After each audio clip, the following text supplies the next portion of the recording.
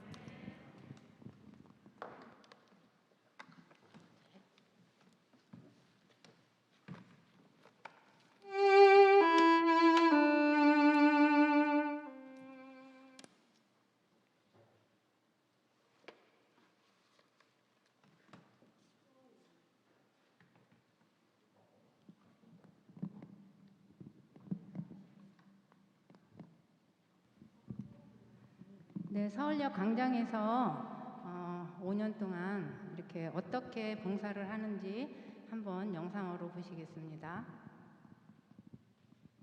서울역 광장 한복판, 수많은 사람들이 오고 가는 곳에 노방 전도가 이어지면서 천막교회로 바뀌고 매주 수요일 오후 2시에 제7일 안식일 예수재림 천막교회가 광장에 세워지며 서울역 광장으로 모여 찬양과 말씀이 선포되고 눈이 오나 비가 오나 추우나 더우나 천막교회 사랑의 봉사와 예배는 이어지고 있지요. 아름다운 악기 소리에 맞춰 찬양이 울려 퍼지고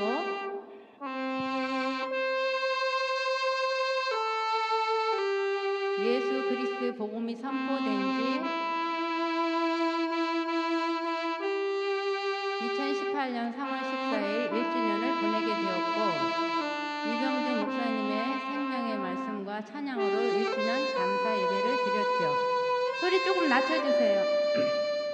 2019년 3월 13일 2주년을 맞으면서 1년 동안 역사하시고 인도하신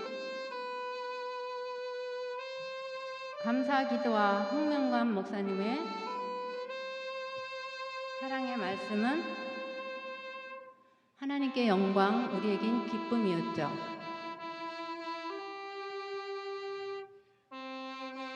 (2020년 3월 18일) 3주년을 맞았지만 쉬지 않고 이어졌던 사랑의 마음이 잠시 코로나로 중단되고 보고 싶은 마음들이 커지고 기다려지면서 빨리 끝나고 지나가기를 기도하며 기다렸죠. 그동안 서울역 광장 천막교회 성도분들을 만나기 위해서 오시는 많은 목사님들의 마음이 주님의 마음이셨겠죠. 주 예수를 믿으라. 너와 내 집이 구원을 얻으리라. 그러나 사랑의 나눔은 중단되고 코로나는 우리의 바람대로 끝나지 않고 더 심해져만 가지만 노숙자들이나 어려운 이웃에게 코로나와 상관없이 작은 사랑의 피로를 채워주고픈 마음으로 모여서 기도한 후 바나나, 음료수, 라면, 강정, 빵 매주마다 골고루 나누어서 후원해 주시는 김밥과 주먹밥과 떡을 넣어서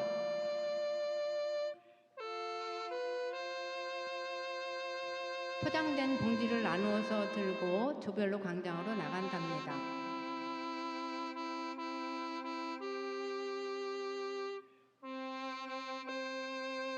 광장, 지하철, 어디든 구석구석 찾아가서 한 봉지씩 나누어 주지요.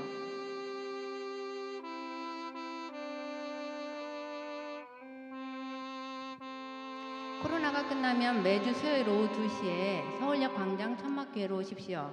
한 달에 한 번씩 옷 나눔도 계속될 것이고 또 봄나들이와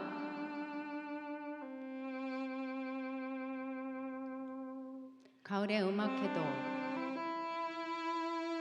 또 구원의 침례식도 계속될 것입니다. 올 한 해도 주님께 모든 걸 맡기고 인도하심에 따라서 2020년 3월 15일 4주년을 맞았지만 감사와 찬양을 주님께 올리고 복음의 씨를 뿌리며 사랑의 봉사가 계속 이어지도록 기도해 주세요. 2020년 3월 16일 5주년을 맞아 한 분 한 분이 주님의 귀한 영혼임을 알기에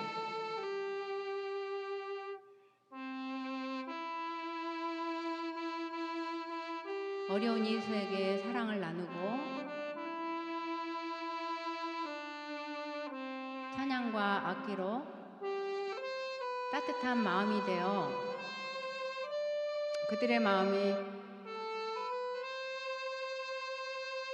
주님께로 향하도록 기도하며 최선을 다하여 섬기지요.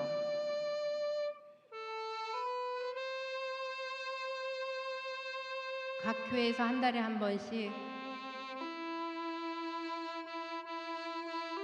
떡, 김밥, 주먹밥이 오면 음료수, 과일, 컵라면과 전도지를 넣어서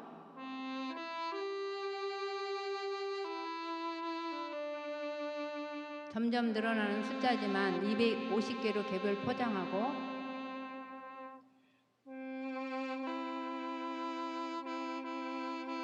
명절이나 또 연말에는 선물도 빠지지 않게 챙겨서 나누어 주지요.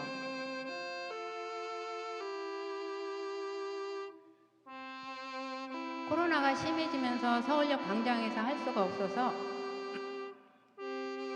근처 공원까지 밀고 끌고 간답니다.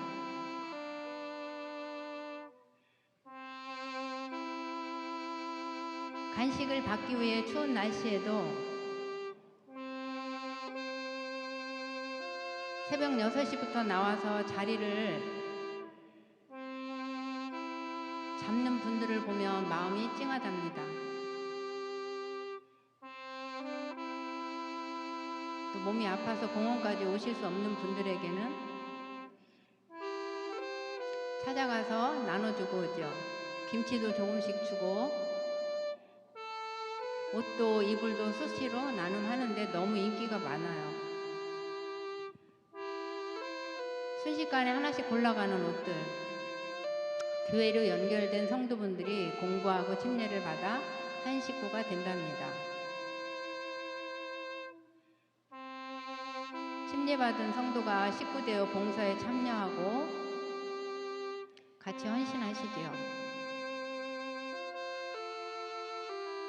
수시로 시주사에 모여서 사랑나눔센터로 들어온 후원품을 정리해서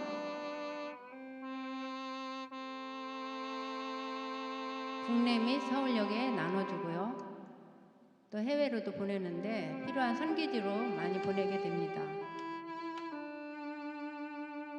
필리핀으로 가는 박스들 최대한 많이 넣기 위해서 발로 막 밟고, 몽골로 가는 박스들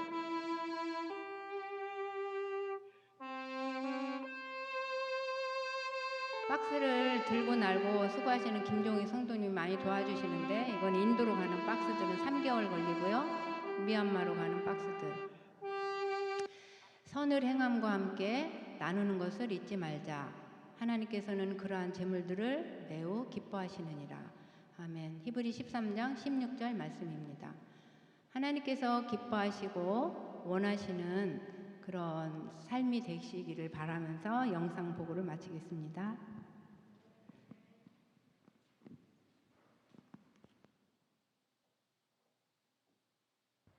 반갑습니다. 우리 이렇게 큰 교회에 저희들을 초청해 주셔서 정말 마음이 좀 떨리는데요. 너무 감사드리고요. 또 지금 영상을 보셨지만 이 모든 것들이 어떻게 이루어지는지 굉장히 좀 궁금하실 거예요. 그래서 간단하게 먼저 소개를 해드리겠습니다. 저는 서울역에서 재무와 모든 전반상을 돌아보는 총무 역할을 맡고 있습니다. 근데 저희가 우리 교우님들 정말 그러시겠지만 우리 만나면 그전에는 어떻게 했어요? 악수를 하고 서로 안아주고 그런 일을 했잖아요. 근데 지금은 그런 걸 못 하시지요. 얼마나 지금 생각하면 우리가 손 붙들고 악수하고 이런 일들이 얼마나 귀한 일이라는 것을 정말 깊이 느끼실 거라 그렇게 생각이 들어요. 저희들도 사실 그렇거든요. 여기에서 영상에서 보셨던 것처럼 예배 드리던 것을 저희가 예배를 못 드리고 있습니다. 그래서 저희가 하는 일이 어떤 일들을 주로 하냐면, 이제 먼저 우리가 하려면은 그 봉사자들이 모아져야 되잖아요. 저희 봉사자들이 한 25명 정도가 등록이 돼 있어요. 등록이 돼 있는데 안 들려? 25명 정도가 등록이 돼 있는데, 그곳에서는 이게 저는 정말 하나님의 은혜라고 생각을 하는데요. 얼마나 다양한 인물들이 모이셨냐면, 먼저 저희 그 서울역에는 장로님들이 4분이 계세요. 4분이 계신데 그 중에서 책임 장로가 계신데 책임 장로님이 여기에 오셨습니다. 이렇게 오셨고요. 그다음 또 두 번째는 이 모든 일을 하려면 음악이 정말 필요하잖아요. 음악을 이끌어가는 음악 부대가 있습니다. 악기를 하고 또한 우리 음성으로 하나님의 영광을 찬양하는 그런 일들을 하는데, 여기서 악기를 맡아서 하는 이 정원숙 집사님과 그 음악 모든 거를 그 경찬이나 모든 것을 이끌어가는 이은재 집사님이 여기에 오셨고요. 또 악기를 맡아서 하는 그 이재희 집사님이 여기 오셨어요. 그리고 또 서울역에 우리가 한 달에 한 번 내지 2번씩 뭐를 하냐면 온나눔을 해요. 온나눔 총책임자는 누구냐면 김환란 집사님이세요. 여러분들 너무너무 잘 아시지요? 근데 이런 모든 것들이 이루어지려면 재정이 있어야 되는데 그런 게 굉장히 궁금하시리라 생각을 해요. 근데 시대의 소망에 보면 무슨 말씀이 있느냐면, 우리 재정이 사업하기에 부족하다고 생각할 때 전능하신 하나님의 능력을 믿고 믿음으로 전진하면 풍성한 원천이 공개될 것이다 라고 나와 있어요. 그리고 그 사업이 하나님께 속한 것이면 그 일을 성취시키기 위하여 그분께서 친히 재정을 준비하실 것이다 라는 말씀이 나와 있거든요. 근데 저희는 정말 그것을 믿습니다.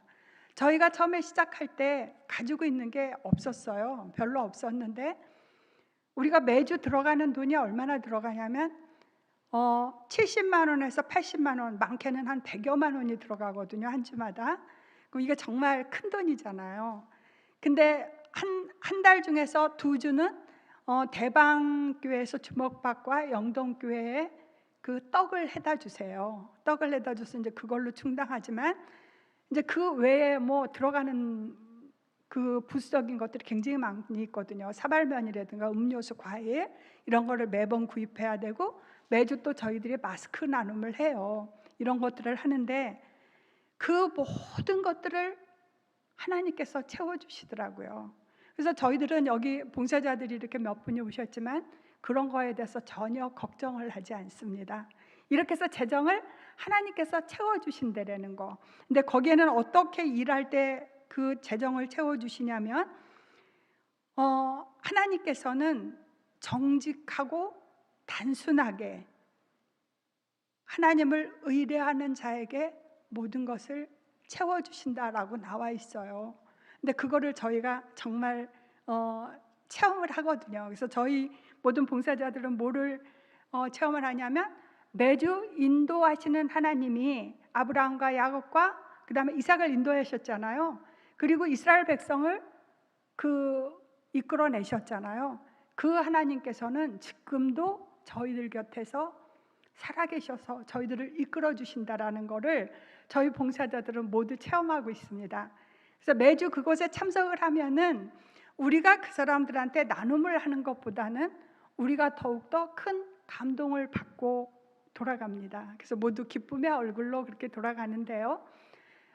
이 지금 코로나인데 어떻게 하느냐, 지금은 쉬지 않느냐 이런 말씀들을 하세요. 근데 저희는 쉬지 않습니다. 근데 여기에서 불상사 난 일이 없어요. 이게 왜 그러겠어요? 하나님께서 지켜주시기 때문이겠죠? 저희들은 그렇게 믿습니다. 그래서 이제 매주 참석하시는 봉사자들이 한 20여 명이 참석을 하세요.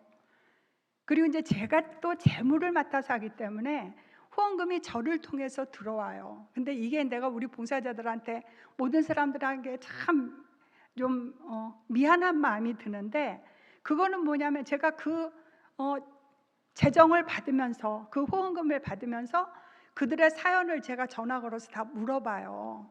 물어보고 어떤 분은 정말 이름 없이 해주시는 분들이 굉장히 많아요. 그러니까 성경에 있는 말씀처럼 오른손이 하는 일을 왼손이 모르게 하라, 그대로 실천하시는 분들이 여기에는 많이 참여를 하시더라고요. 그렇게 하시고, 그리고 이제 거기에서 어떤 분들이 계시냐면 제가 대표적으로 한 3가지만 얘기해 드릴게요. 직장을 다니시다가 퇴직을 하시고 국민연금을 처음에 받으셨대요. 그 첫 국민연금 받으신 거를 전부 내셨더라고요. 그 정말 제가 눈물이 났어요. 그거를 받고 얼마나 감사한지. 그 또 두 번째는 또 제가 소개해드리고 싶은 건 뭐냐면 암 환자가 계세요. 암 환자가 제가 알기로는 그러니까 더 여러분이 계시겠지만 제가 아는 분이 정말 두 분이 계신데 의중하신 분들인데 그분들이 당신들이 쓸 거를 조금씩 조금씩 모아서 이거를 어디다 쓸까 하다가 이 나눔에 써야 되겠다 해서 저에게 보내주신 분들이 계세요. 그리고 또 한 교회에서 이게 방송으로 전도회 하면서 좋아요 누르면 1,000원씩이 축적이 돼서 서울역에 헌금하는 그거를 했어요. 그거를 했는데 거기에 그 집사님이 참석을 하시는데 그 집사님이 참석을 하시는데 그 참석하시는 걸 보고 초등학생 딸이 엄마 나도 참여할래 하면서 자기가 벙어리 저금통에 모아놨던 그거를 전부 보냈더라고요. 이런 일도 있고 이렇게 해서 서울역은 이렇게 해서 이루어지고 있습니다. 그래서 저희들이 이것을 받을 때마다 기도가 나올까요? 안 나올까요? 기도가 정말 간절하게 나옵니다. 그러니까 저는 매일 아침마다 기도를 하는데 무슨 기도를 하냐면 이분들이 이렇게 말없이 그리고 또 이름 없이 보내주신 분들이 계시니까 들어가도 나가도 복을 받는 자들 그리고 그분들이 가는 발걸음 속에 주님의 향기가 묻어나서 그 주님의 향기가 모든 사람들에게 퍼져나가기를 저는 매일 기도드리고 있습니다. 그래서 이런 일을 이렇게 하다 보니까 어떤 분들이 계시냐면 공부를 하는 분들이 계세요.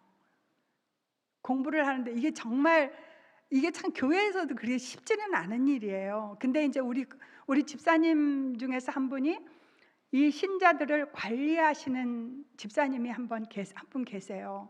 정말 탁월하게 열심히 하시는데 이 복음을 받아들일 만한 분들을 선정을 해서 그분들을 교회로 인도를 해요. 교회로 인도해서 거기에서 목사님과 같이 말씀을 연구하고 공부를 한 다음에 침례를 베푸는데 그냥 교회 참석했다고 침례를 베푸는 게 아니라 적어도 3개월 이상 공부를 하고 계속 출석하시는 분들에 한해서 침례를 베푸는데 우리가 한 3년 동안 침례자 수가 몇 명이냐면 28명이 나왔어요.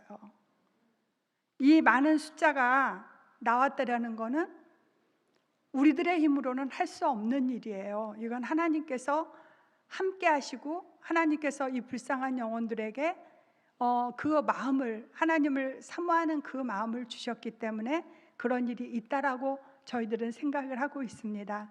그래서 이렇게 우리 봉사자들 중에는 정말 다재다능한 분들이 전부 모여 계세요. 그러니까 어느 누구만 특별히 이렇게 도드라지게 한 사람이 없어요.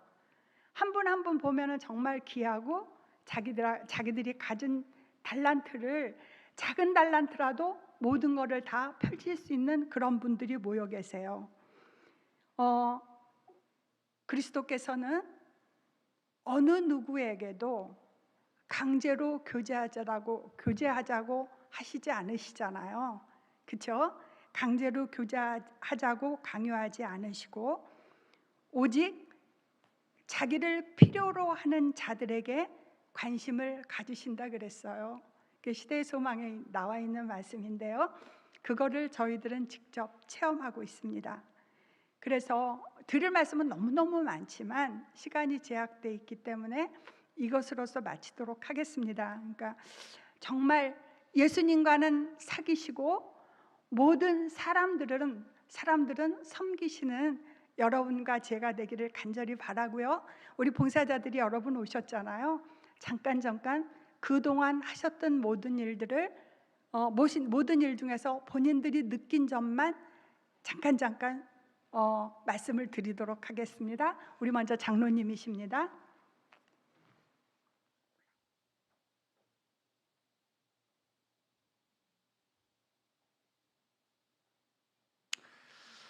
안녕하십니까?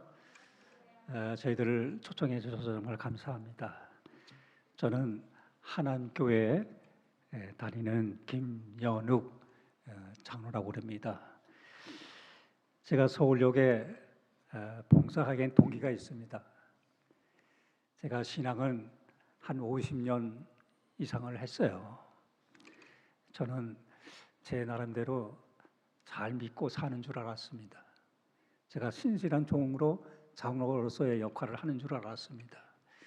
어느 날 제가 말씀 묵상하는데 마태복음 25장에 나오는 열처녀, 달란트, 양과 염소, 여러분 잘 아시잖아요. 그 말씀을 몇 년 전에 제가 아침마다 묵상을 하는데 그 말씀 중에 양과 염소 그 비유 중에서 여러분이 잘 아시잖아요. 양, 염소 어떤 사람들인지를 구별하는 그 말씀이 있는데 거기에 여러분들이 너희가 여기 내 형제 중에 지극히 작은 자 하나에게 한 것이 곧 내게 한 것이다. 이 말씀이 우리는 자주 듣지요. 또 자주 우리가 또 생각도 하고 그랬죠. 그러다가 시대 소망에 있는 말씀을 보게 됐어요. 거기 무슨 말씀이냐면 오늘날 많은 사람들이 이기심, 탐심, 남을 돌보는 것에 대해서 전혀 하지 않고 있다. 그러면서 예수님께서 이렇게 말씀하셨어요. 그리스도께서는 이 모든 사실을 바라보면서 배고프고 목말랐던 자는 나였다. 나그네였던 자는 바로 나였다. 병든 자가 나였으며 옥에 갇힌 자도 바로 나였다. 그대가 풍족하게 차린 식탁에 앉아서 즐기고 있을 때 나는 오두막집에서나 혹은 행인이 없는 거리에서 굶주리고 있었다. 그대가 화로운 집에서 편히 쉬고 있을 때 나는 머리 둘 곳이 없었다. 그대가 옷장을 값진 의복으로 꽉 채우고 있을 때 나는 헐벗고 있었다. 그대가 향락을 추구할 때 나는 옥에서 신음하고 있었다. 우리가 예수님의 발자취를 따라가기 위하여 나사렛이나 가나움이나 베나니에 갈 필요가 없다. 우리들은 평상 곁에서나 빈건한 오두막집에서나 대도시 혼잡한 뒷골목가에서 인간의 마음의 위안이 필요한 곳에 어디든지 예수님을 발자취를 따라갈 수 있다. 지상에 계실 때 예수께서 행하신 것처럼 행함으로 우리는 그분의 발걸음을 따라 행할 수 있다. 이 말씀은 제 마음속에 큰 감동이 왔습니다. 그래서 이제 어떤 분이 서울역에 그 천막을 지금은 못합니다. 천막을 쳐놓고 예배를 드린다고 그래서 같이 가기로 됐어요. 그래서 5년째입니다. 우리가 안식일을 딱 정해놓잖아요. 저는 수요일 날을 어떤 일이 있어도 그날은 다 제쳐두고 아침에 갑니다. 가면은 많은 그 영혼들이 만나게 돼요. 길가에 있는 그 헐벗고 있는 사람들, 누워서 자는 사람들. 제가 마음속에 굉장한 은혜를 받습니다. 제가 어떤 걸 봤냐면 어떤 중년 부인이 이 보따리를 싸가지고 와가지고 그 한 노숙자를 그 앞에 앉혀놓고 머리부터 발끝까지 다 옷을 갈아입혀 주는 거예요. 참 그걸 보면서 제 마음속에 큰 감동을 받는 것입니다.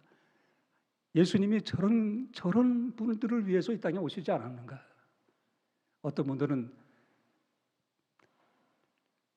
보따리를 싸가지고 와가지고 그 사람들의 빵을 나눠주는 것입니다.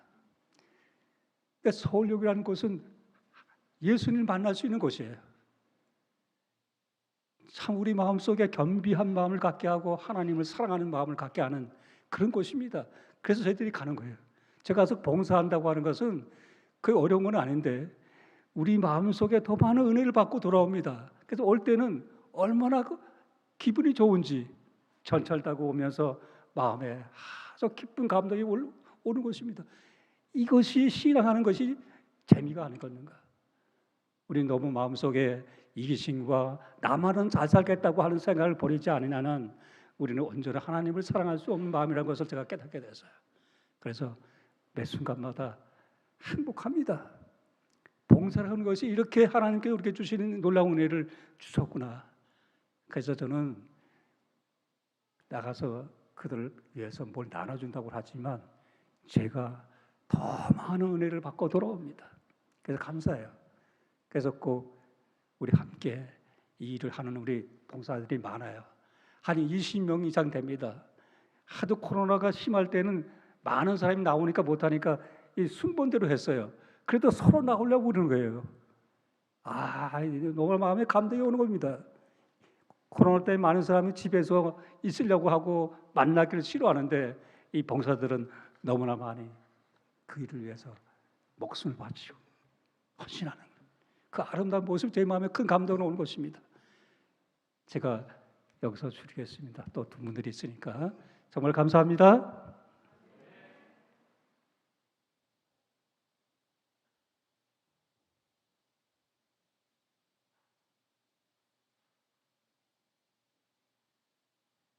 네, 우리 서울역 가슴 뛰는 이야기가 정말 선교 드라마 찍는 것처럼 그렇게 일어나고 있습니다. 제가 그곳에서 맡고 있는 것은 마스크 담당을 맡고 있어요. 하나씩 나눠주는데 그거 나눠줄 때마다 하나님은 여러분을 너무나도 사랑하십니다. 우리 예수님 믿고 구원 얻으세요. 하나님은 축복이 가득한 하늘나라를 갖고 계세요. 이렇게 멘트를 하면서 나눠주는데요. 어떤 한 사람이 저에게 말을 해요. 정말 하늘나라가 있나요? 그런 얘기를 해요. 네, 하나님께서 사람을 통해서 일하시거든요. 그래서 우리가 이렇게 나와서 일을 합니다. 하나님은 정말 살아계셔요. 이렇게 하면서 시작이 되는데요. 그리고 제가 거기서 또 하는 것은 찬양을 맡아서 하는데요. 찬양할 때 어떤 사람이 구원받아야 할 백성인지 모르기 때문에 정말 뜨거운 가슴으로 찬양합니다. 왜냐하면 그 사람이 정말 그 찬양 리듬 속에 가사 속에 어떻게 전달될지 모르잖아요. 그래서 그렇게 찬양할 때 그게 은혜가 되고 저도 은혜가 되고 그런 것도 있고요. 또 하나는 이제 제가 밴드를 작성을 하는데요. 어떤 사람이 거기는 공통적으로 얼굴들이 다 빨개요. 너무 추운 데서 얼어 있어서. 그리고 그냥 찬 바닥에 박스 깔고 그리고 정말 말할 수가 없어요. 그렇게 어렵게 사는데 어떤 사람은 표정이 그냥 너무 아무 기쁨이 없어요. 희망이 없어요.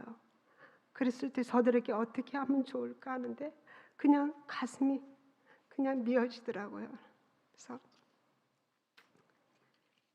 또 어떤 사람은 이제 캐리어 위에다가 이제 잔뜩 끌고 이렇게 이제 먹을 거를 받아오는데 그 캐리어 위에 짐보따리, 이불보따리, 옷 입을 거 몇 가지 이렇게 싣고 가는데 집 한 채가 걸어온다 생각이 들었어요. 근데 가슴이 먹먹했어요. 근데 그 사람이 마지막에 떡이 좀 모자라서 못 줬다고 하더라고요. 그래서 그걸 받고 막 뛰어갔는데 어디로 사라졌는지 모르겠어요. 근데 어느 한 날은 그걸 받아가지고 밑에 지하철역에서 먹고 있더라고요. 그래서 여러분들이 정말 후원해 주신 그 사랑의 후원금들이 이런 사람들에게 한 끼의 식사가 되고 있는 것이에요. 제가 이 일을 할 때 하나님께서는 제가 늘 평소에 읽었던 말씀들이에요. 성령께서는 나를 말할 수 없는 탄식으로 간구하신다 그 말씀을 읽고 그거 늘 알고 있었던 건데 내가 이분의 마음을 슬프게 해서는 안 되겠구나. 내가 죄의 마음이 들어올 때 그분이 항상 생각나게 해주셔요. 그래서 다시 한번 내가 정말 잔돈을 아껴야 되겠구나. 한 끼 식사가 되는 거구나. 이러한 생각이 들었어요. 여러분들이 우리 서울역 밴드 들어오셔서 정말 좋은 선교 드라마 너무너무 많이 거기서 찍고 있어요. 그러한 사실들을 우리 김알란 집사님을 통해서 혹시 듣고 싶으시면 신청하셔가지고 들어주시면 감사하겠습니다.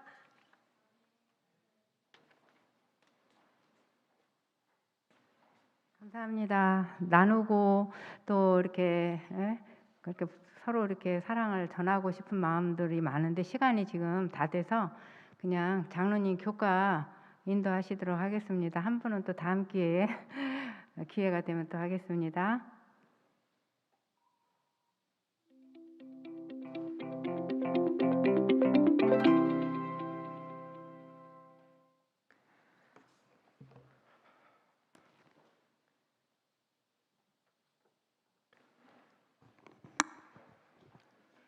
기도하시겠습니다.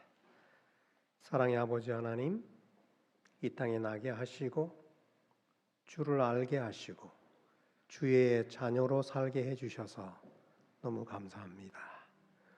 오늘은 십자가의 예수에 대해서 여러 가지를 살펴보고자 합니다.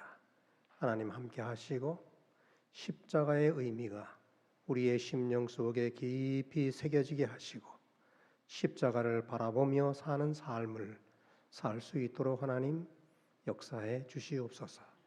그리스도 예수의 이름으로 기도하옵나이다. 아멘. 그냥 그저 왜 이렇게 바쁘게 살아야 하는가 하는 그런 생각이 들었습니다. 앞서 순서 쓰시는 분들 다 바쁘다 그러잖아요. 뭐가 그래 바쁩니까? 다 바쁘다 그러고 시간이 없다 그러고 또 저도 지금 저기로 와서 시간이 없구나. 이제 한 15분 남았는데 15분 동안에 무슨 얘기를 어떻게 결론을 지어야 될까 그런 생각을 해봅니다. 그런데 이 목사님 그죠? 왜 이렇게 바쁘게 사십니까? 그냥 오늘 같은 날 이 과정 공부 안 하고 그냥 이 아름다운 보고를 들으면 되는 거지. 그런 생각을 했습니다. 아무튼 오늘 십자가의 도를 희생과 봉사라고 생각이 되는데 그 희생과 봉사를 몸소 실천하고 계시는 분들의 아름다운 소식을 들을 때 저렇게 살면 되겠구나 그런 생각을 해봅니다. 오늘은 예수는 온전한 희생 제물이다. 예수는 아주 퍼펙트한 온전한 희생 제물이다. 오늘 주제가 십자가입니다. 그리고 십자가의 희생 제물인 예수는 온전한 희생 제물이다. 화요일 소지에 나오는 것이 오늘 공가의 핵심이고 그 다음에 일요일, 월요일 나오는 것은 이 지상 성소에서 이루어지고 있는 모든 것들은 다 예수를 상징한다. 그리고 그 상징의 의미가 십자가에서 성취되었다. 그래서 십자가에서 성취된 그 예수, 부활하신 그 예수가, 승천하신 그 예수가 지금 하늘에서 하늘 성소에서 지금 무슨 일을 하고 계시는가가 결론입니다. 십자가는 우리가 아는 대로 공의와 사랑이 만난 곳이다. 공의와 사랑이 성취된 곳이 십자가다. 죄의 삭은 사망이다 라고 하는 율법의 요구인 공의가 그리스도의 죽음으로 십자가에서 이루어졌기 때문에 우리는 십자가는 공의의 완성이다 그렇게 얘기합니다. 이렇게 끝나면 우리 아무런 희망이 없지 않겠습니까? 그런데 영원히 죽을 수밖에 없는 우리를 구원하심으로 하나님께서 다함이 없는 사랑을 나타내 보여셨기 때문에 십자가를 우리는 사랑의 완성이다, 그렇게 얘기합니다. 예언의 시내는 십자가에서 공의와 사랑이 키스를 했다, 그렇게 나와 있습니다. 십자가는 치욕의 상징입니다. 패배의 상징입니다. 그리고 하나님의 저주를 받은 자가 달리는 사형입니다. 그런데 오늘날 십자가는 기독교의 상징입니다. 사도 바울의 이야기를 빌리면은 십자가의 도는 복음이라고 얘기합니다. 복음이라고 하는 것은 영원히 사는 것. 가장 기쁜 복음이 뭐예요? 영원히 사는 것입니다. 그것이 십자가입니다. 그래서 십자가의 의미를 잘 알면, 깨닫게 되면은 우리에게 영원한 생명이 주어진다, 그 말입니다. 사도 바울은 고린도전서 1장 18절에서 이야기를 하면서 십자가의 도는 멸망하는 사람들, 예수를 믿지 않아서 멸망하는 사람들에게는 미련한 것입니다. 그러나 구원받은 여러분과 나와 같은 사람들에게 있어서는 십자가는 하나님의 능력이다, 그렇게 이야기를 했습니다. 하나님의 능력으로 받아들이십니까, 십자가를? 네, 그렇게. 제가 이제 오늘 시간이 그렇게 해서 어떻든 며칠 전에 어느 목사님하고 아침에 이제 통화를 하면서 그렇게 얘기했어요. 목사님, 정말 나 요새 고민이 많아, 그랬어요. 그랬더니 뭐 고민이 많아? 강사님 뭘 그렇게 고민해? 그러더니 나는 지금 그럴듯하게 보이는 종교 생활을 하고 있는 것이 아닌가. 나는 정말 신앙 생애를 하고 있는가? 그게 내 고민이요. 내가 내 자신을 잘 살펴보니까 진정한 신앙 생애를 하는 것 같지 않고 그냥 그럴듯한 종교 생활을 하고 있는 것 같아. 그런 생각이 들어서 고민이 많다 그랬습니다. 제가 오늘 십자가의 도를 말씀드리면서 이제 지금부터 잠깐 온전한 희생 제물인 예수를 공부할 텐데, 그것을 이론적으로 여러분이 안다고 하면 의미가 없다고 하는 것입니다. 그것이 실질적으로 나의 삶 속에 그렇게 실천되고 그러한 삶을 내가 기쁘게 즐기면서 살 수 있는 삶이어야 한다, 이 말입니다. 제가 요한복음 3장에 니고데모 얘기가 나옵니다. 십자가의 엄청난 사건은 예수의 제자들에게 있어서는 희망을 꺾는 사건이었습니다. 좌절과 낙담하는 사건이었습니다.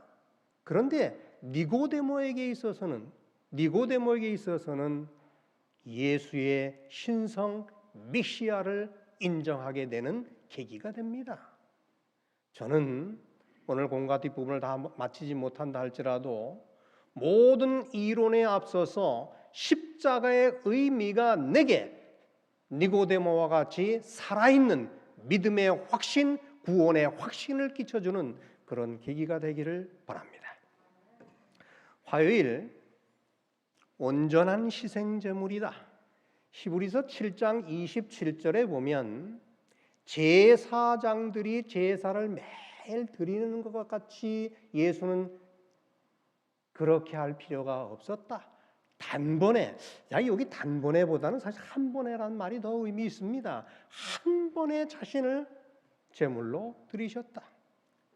히브리 10장 10절에는 단번에 드림으로, 자신의 몸을 단번에 드림으로 여러분과 나를 거룩하게 했다.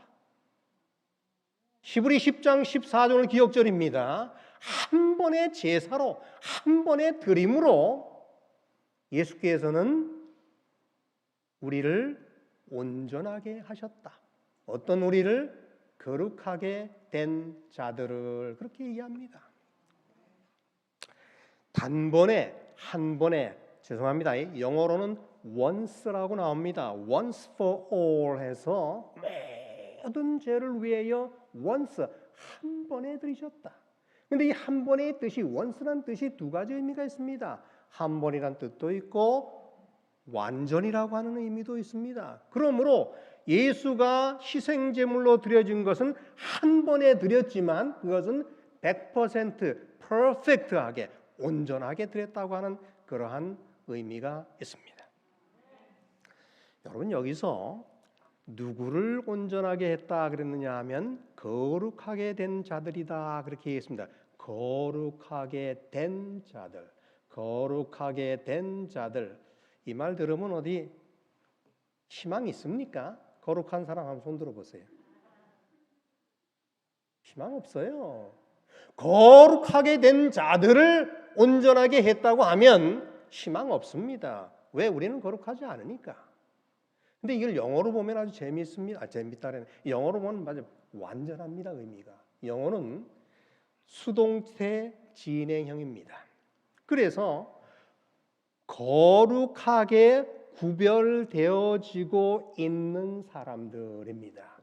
예수가 십자가의 희생을 통하여 거룩하게 되어지고 있는 사람들, 거룩하게 구별되고 있는 사람들, 하나님의 품성에 서서히 가까이 나아가고 있는 사람들, 성화 과정에 있는 사람들, 이 사람들을 온전하게 하셨다 그 말입니다. 더 건너뛰어야 되겠습니다. 그럼 이 온전한 희생 제물인 이 예수를, 지상 성소의 모든 제사는 다 예수를 상징한다 그렇게 얘기하는데, 언약에 대한 이야기입니다. 언약이라는 말은 우리 요즘 말로 우리가 얘기하면 약속입니다. 우리 개인과 개인, 국가 간도 마찬가지. 개인과 개인의 무슨 약속을 할 때 뭐 합니까? 맹세를 합니다. 말로 합니다. 우리 이렇게 하자, 이렇게 말로 합니다. 근데 그 약속을 했는데 약속을 무엇으로 확인합니까? 왜 희생제물이 필요했는가? 희생제물은 약속을 비준하는 것입니다. 비준이 뭐예요? 최종적으로 확인하고 동의하는 것입니다. 우리 송경양, 젊은 친구들이 사랑에 빠져서 우리 영원히 사랑을 변치 않고 유지하자, 너랑 나랑. 그렇게 하면서 이 약속을 하는데, 이 약속을 젊은 친구는 종종 무엇으로 비준합니까? 그럼 뭐 어떻게 해요? 에? 뭘래? 말로 그렇게 약속을 하는데 젊은 친구들은 종종 뭐라 합니까? 실반지 2개 사가지고 합니다. 그 실반지 2개가 비준입니다. 비준이 어려운 게 아닙니다. 그렇게 하는 것입니다. 국가 간에 엄청난 조약을 할 때는 어떻게 합니까? 대통령이 하고, 대통령 이름을 밑에 적긴 하지만은 사실 무엇으로 비준합니까? 대한민국이라고 하는 나라로 비준하는 것입니다. 아울러 하나님께서 비준할 때 성서에 보면 고대 중동에 보면 보통 동물의 피로 그렇게 비준하는 일이 많이 있었는데, 실질적으로 성경에도 보면은 하나님께서 아브라함과 약속을 합니다. 언약을 합니다. 뭐예요? 내가 네 몸에서 난 아이를, 네 몸에서 후손을 나게 할 것이다. 하늘의 별처럼 만들어 줄 것이다. 그리고 네가 살고 있는 이 지금 가나안 땅도 너에게 줄 거야.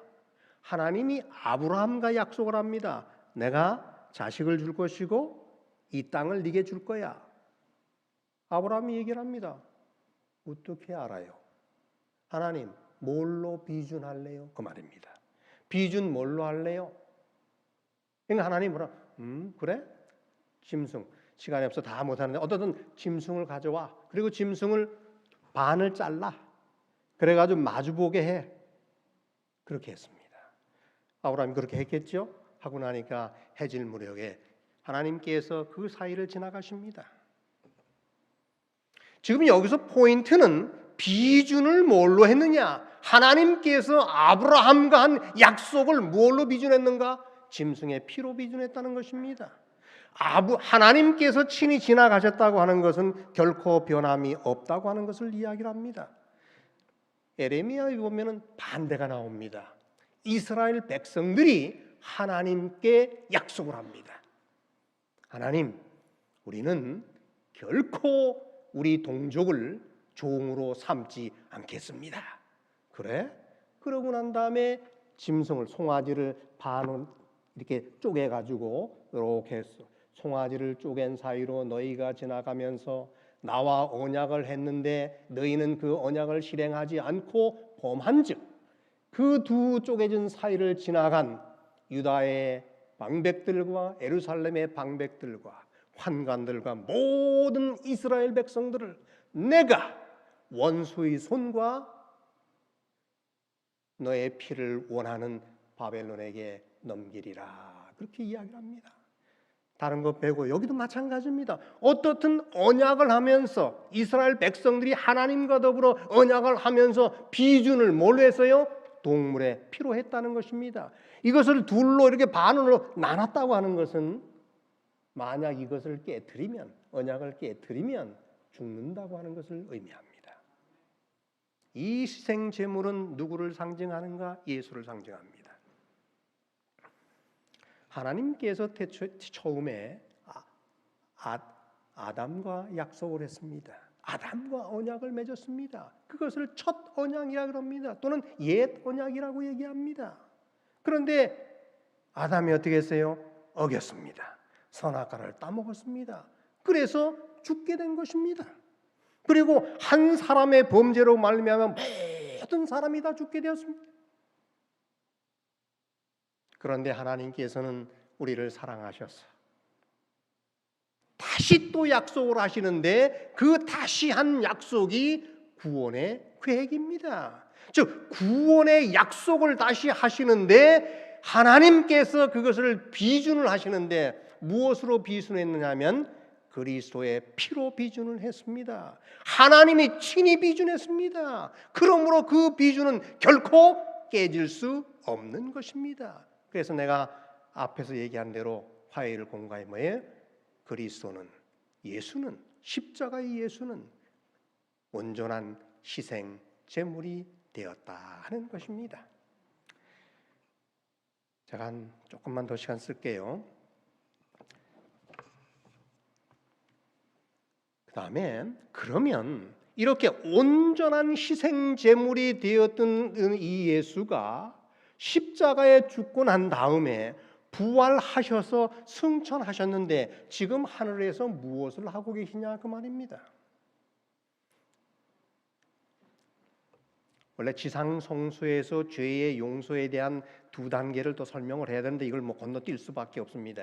건너뛰고 하늘 성소에서 무엇을 하고 계시는가? 첫째, 하늘 성소에서는 죄의 용서를 위한, 여러분과 나의 죄의 용서를 위한 중보의 사역을 하고 계시는데 그것이 성소에서 이루어집니다. 그럼 성소에서 어떻게 하는 것인가? 여러분과 나의 모든 죄악을 짊어지시는 일을 하십니다. 짊어진다는 말은 원래 용서라는 의미의 히브리 말로 짊어진다라고 하는 의미가 됩니다. 그러므로 성소에서 우리의 죄를 짊어지신다는 얘기는 우리의 죄를 뭐 하고 계시는 거예요? 용서하고 계시는 것입니다. 성소에서 그 일을 하고 계셨습니다. 실질적으로 2000년 전에 예수께서는 이미 여러분과 나의 죄를 짊어지셨습니다. 십자가의 희생으로 이미 짊어지셨습니다. 이 짊어지신 대가가, 용서의 대가가 바로 죽음인 것입니다. 당신이 죽은 것입니다.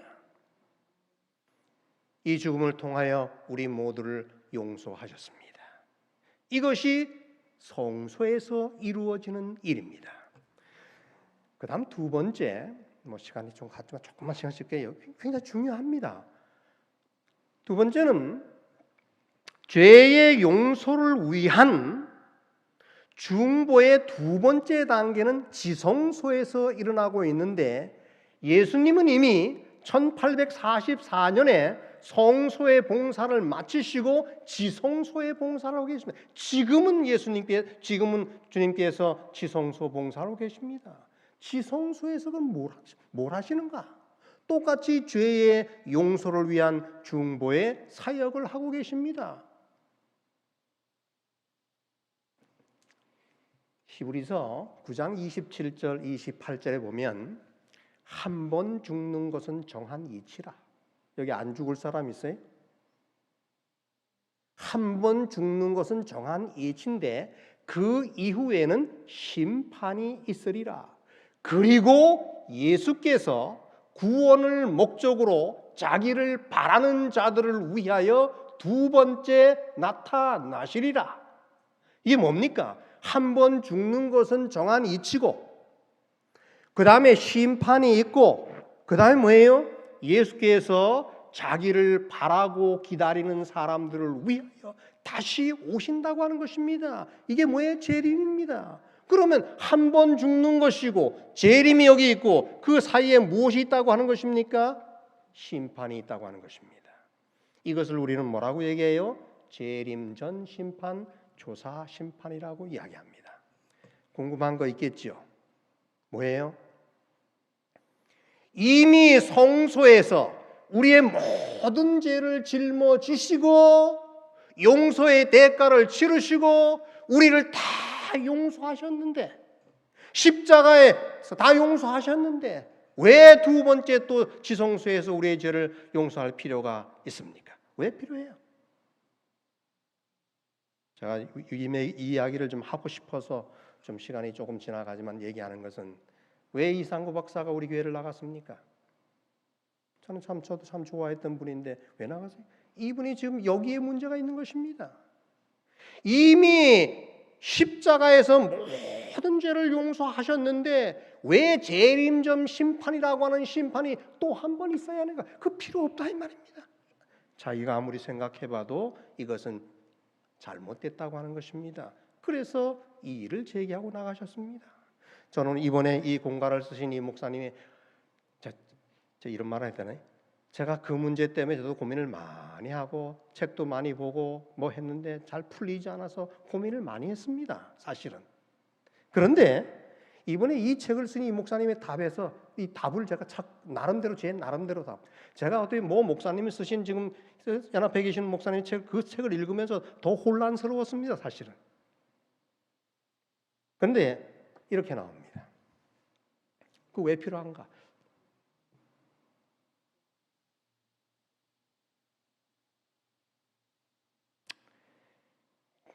재림전 심판 때에 심판의 대상이 누군가 하는 얘기입니다. 심판의 대상은 믿는 사람들입니다.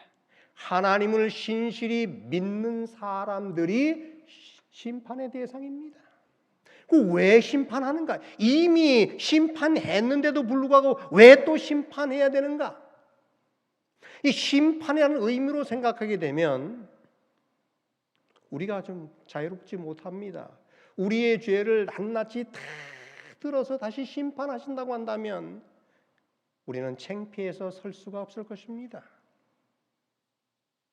심판의 목적입니다. 심판의 대상은 하나님을 믿는 사람들이고, 심판의 목적은 온 우주에 하나님이 공의롭다, 여러분과 나를 구원하신 것이 공정하다, 공평하다 하는 사실을 온 우주에 공표하는 것, 증거하는 것, 그런 목적입니다.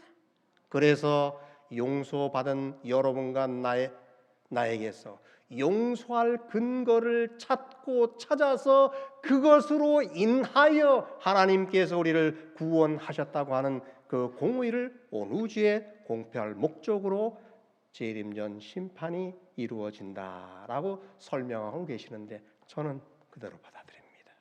제가 이 이야기를 하고 싶어서 조금 시간을 좀 끌었습니다. 이제 이야기를 마치면서 제가 앞에 얘기한 거, 지금까지 얘기한 것이 혹 이론이라고 한다면 그 이론이 뭐 중요할 수도 있겠지만 그렇게 정말로 절대적으로 중요한 것은 아닙니다. 저는 니고데모 얘기를 잠깐 하겠습니다. 니고데모는 석학이었습니다. 바리새인이었습니다. 국회의원이었습니다. 그런데 그가 밤중에 예수를 찾아와서 이야기할 때 예수가 얘기를 합니다. 거듭나야 돼. 하늘나라 들어갈 수 있어. 하늘나라를 볼 수 있으려면 물과 성령으로 나야 돼. 모세가 광야에서 뱀을 든 것처럼 인자도 들려야 돼. 이는 너희 믿는 자들로 하여금 영생을 얻게 하려 함이야. 이렇게 다 설명했음에도 불구하고 니고데모도 예수님이 말씀하시는 의미를 몰랐다고 이야기합니다. 이해할 수 없었다고 합니다.